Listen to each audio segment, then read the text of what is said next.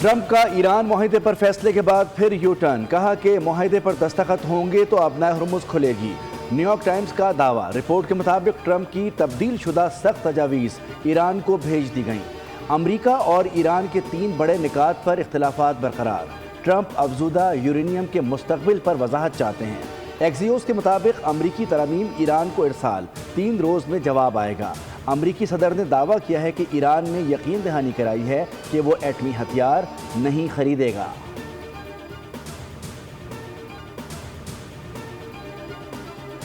दुश्मन के वादों पर भरोसा नहीं, अमरीका के साथ कोई भी मुआहिदा ठोस नताइज के बगैर नहीं होगा। ईरानी पार्लियामेंट के स्पीकर बाकर कालिबाफ का अहम बयान सामने आ गया।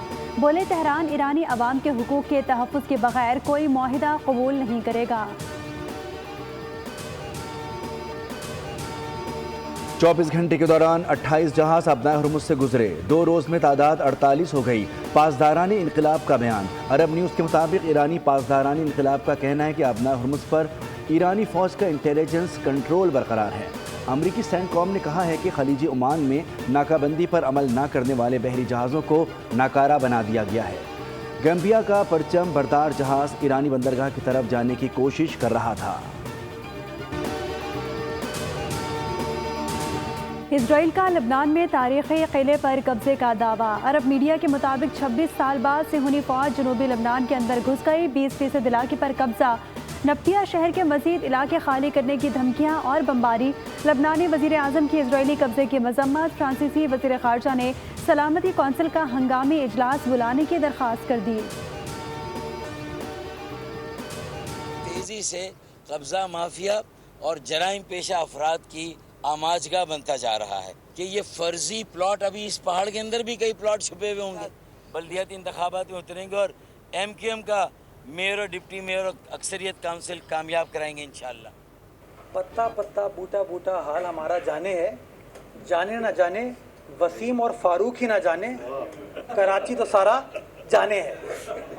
आप ये देखें कि मेरे खिलाफ बात करने के लिए पूरी पार्टी फिर खड़ी हो गई, पूरी पार्टी खड़ी है।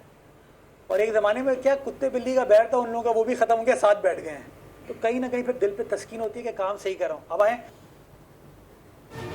कराची में सियासी पारा हाई, कब्जे और ज़मीनों की बंदरबाट के इल्ज़ामात। MQM और पीपल्स पार्टी आमने सामने। फारूक सत्तार और वसीम अख्तर की प्रेस कॉन्फ्रेंस, कहा किडनी हिल पार्क की ज़मीन पर कब्जे किए जा रहे हैं। डायरेक्टर लैंड और पार्क्स और PECHS के डायरेक्टर के खिलाफ नैब तहकीकात करे। कराची पर कब्जे की कोशिश हो रही है, ये नहीं चलेगा। मेयर कराची का भी रद्द-ए-अमल, बोले शहर का बेड़ा गर्क खुद किया, इल्ज़ाम हम पर लगाया जा रहा है। चाइना कटिंग किसने की, पूरे शहर को पता है। हिल पार्क की 1 इंच ज़मीन भी KMC ने किसी को नहीं दी। इनकी जो सोचें हैं वो यही हैं कि किसी तरह प्लॉटिंग की जाए किडनी हिल पे भी। ये होने नहीं देंगे। अब हम आपने कराची के महकमों पे, इदारों पे कब्जे तो कर लिए, मगर ज़मीन पे इंशाल्लाह MQM आपको कब्ज़ा करने नहीं देगी। कराची की ज़मीनों पर कब्जे बर्दाश्त नहीं करेंगे। MQM शहर के मकामी असासों के तहफ़्फ़ुज़ के लिए हर मुमकिन इक़दाम जारी रखेगी। बीच व्यू समेत शहर की कीमती अराज़ी को फ़रोख्त करने की कोशिशें की जा रही हैं। MQM के रहनुमा और साबिक़ मेयर कराची वसीम अख्तर कहते हैं कराची को बेचा जा रहा है, मामले में इस्टेब्लिशमेंट मुदाखलत करे। अब बात हुकूमत के सामने नहीं होगी, पर्दे उठ चुके।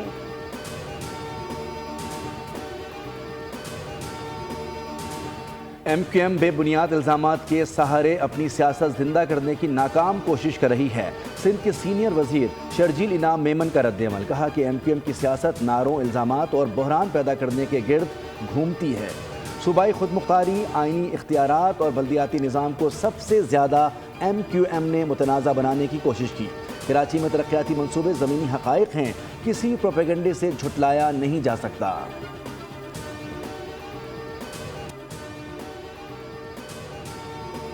मुर्तज़ा बहाफ की अमीर जमात इस्लामी पर भी कड़ी तनकीद, कहा कि खालों की सियासत ने शहर को बहुत नुकसान पहुँचाया।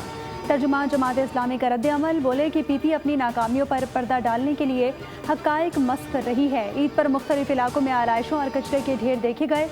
सबको पता है शहर में कितनी सफाई है।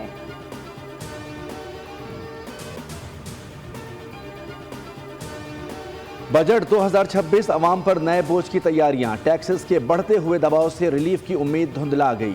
220 ارب روپے کے نئے ٹیکسز کا خدشہ، IMF کا GST 18 سے بڑھا کر 19% کرنے پر زور۔ نئے بجٹ کا حجم 17,500 ارب رکھنے کی تجویز۔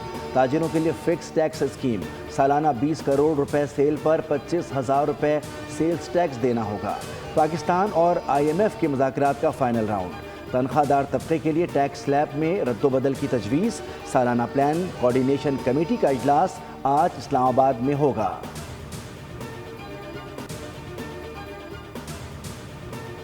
FBR ناکام، ٹیکس وصولیوں کا ہدف پورا نہ ہو سکا۔ مالی سال کے پہلے 11 ماہ میں 866 ارب روپے کا شارٹ فال، مئی میں 1001 ارب کا ٹارگٹ تھا، 965 ارب جمع ہو سکے۔ سالانہ ہدف حاصل کرنے کے لیے جون میں FBR کو 1750 ارب روپے سے زائد جمع کرنا ہوں گے۔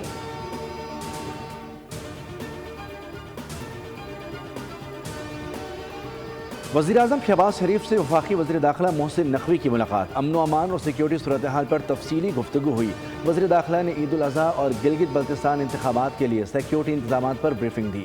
وزیر اعظم نے سیکیورٹی اداروں کی کارکردگی کو سراہتے ہوئے شفاف اور پرامن انتخابات کے عزم کا اعادہ کیا۔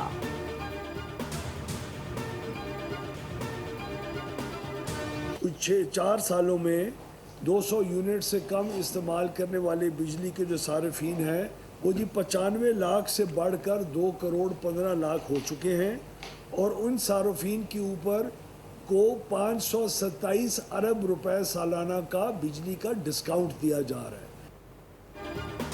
حکومت پروٹیکٹڈ صارفین کے لیے بجلی سبسڈی ختم نہیں کر رہی۔ QR کوڈ کے ذریعے اہل صارفین کو سبسڈی بلا تعطل فراہم کی جا رہی ہے۔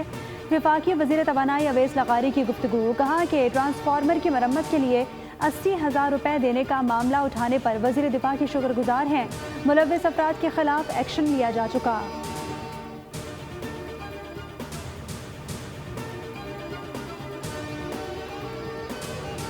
کراچی میں فائرنگ کے مختلف واقعات میں ایک شخص جاں بحق، ایک زخمی ہو گیا۔ کورنگی 100 کوارٹرز کے قریب فائرنگ سے 30 سالہ عمران رفیق چل بسا۔ سپر ہائی وے اسکیم 33 کے قریب فائرنگ سے ایک شخص زخمی، شناخت عبداللہ کے نام سے ہوئی۔ اورنگی سیکٹر 11:30 میں گھر سے پھندا لگی لاش برآمد۔ اسلام آباد کے علاقے بارہ میں ہولناک ٹریفک حادثہ، 4 افراد جاں بحق اور 4 زخمی ہو گئے۔ جاں بحق ہونے والوں میں محمد فضل اور عامر کی شناخت ہو گئی، 2 افراد کی شناخت نہ ہو سکی، گاڑی تحویل میں لے لی گئی، ڈرائیور فرار، تلاش جاری۔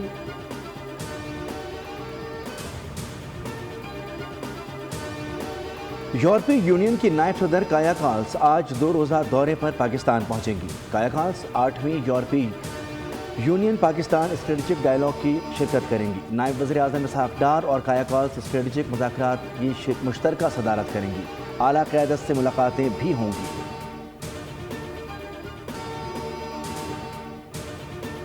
بعد از حج آپریشن کا آغاز، سرکاری حجاج کی وطن واپسی شروع۔ کراچی کی پہلی پرواز 100 سے زائد حجاج کو لے کر پہنچ گئی۔ وفاقی وزیر مذہبی امور سردار محمد یوسف نے حجاج کا الوداع کیا۔ 1 جون کو 21 حج پروازیں وطن واپسی کے لیے اڑان بھریں گی۔ اسلام آباد کے لیے 5، کراچی کے لیے مزید 3 اور لاہور کے لیے 4 پروازیں روانہ ہوں گی۔ ملتان، سیالکوٹ، فیصل آباد اور کوئٹہ کے لیے بھی پروازیں چلیں گی۔ سردار یوسف نے کہا، حجاج کو رہائش، ٹرانسپورٹ اور علاج معالجے کی معیاری سہولیات فراہم کی گئیں۔